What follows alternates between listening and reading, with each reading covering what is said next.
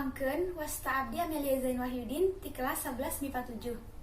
Bismillahirrahmanirrahim.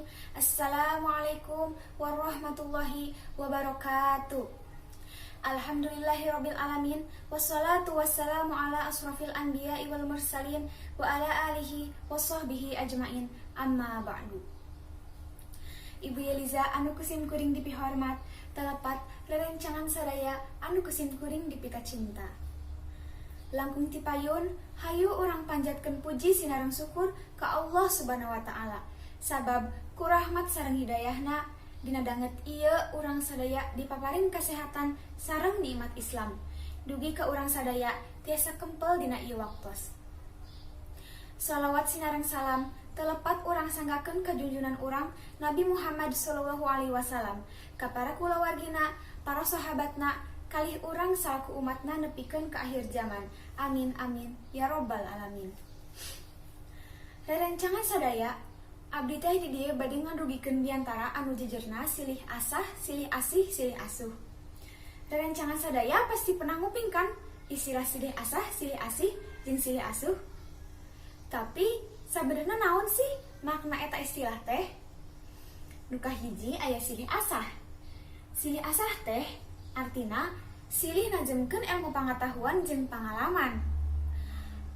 Boh ka babaturan, ka kulawargi, atawa ka jalmi anu teu urang wanoh ge, urang teh kudu silih mere ilmu. Urang teh teu kenging koret mere ilmu. Naha atuh urang teh teu kenging koret mere ilmu? Sabab lamun urang koret, batur ge moal hayangeun mere ilmu ka urang.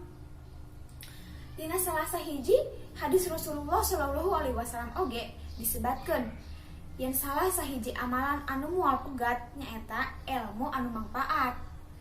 Nah, nu kadua aya silih asih. Naon atuh aya silih asih teh? Silih asih teh artina rasa atawa sikep anu nunjukkeun silih pika asih jeung silih pika nyaah. Bade di mana wae ge, urang teh kudu silih pika nyaah. Lamun di sakola, urang teh kudu bager ka babaturan, teu kenging parasea. Lamun aya nu keur hese, urang teh kudu ideung ngabantuan. Boh eta guru, babaturan, atawa kulawargi urang.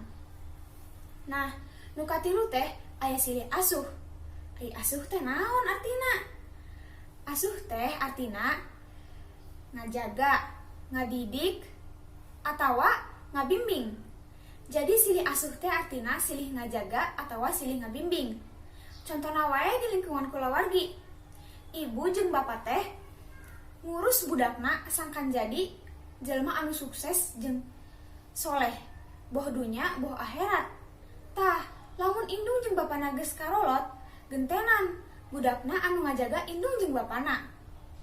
Tah, pamungkas ti abdi, jadi silih asah, silih asih jeung silih asuh teh emang kudu pisan dipraktekeun dina kahirupan sapopoe. Sangkan naon eta teh? Sangkan hirup urang teh jadi tentrem jeung damai. Tah, sakitu bae diantara anu tiasa kapihatur ku abdi, kirang leuwihna mohon maaf, da abdi mah sanes bade mapatahan wajah kamari. Wabillahi taufik wal hidayah. Wassalamualaikum warahmatullahi wabarakatuh.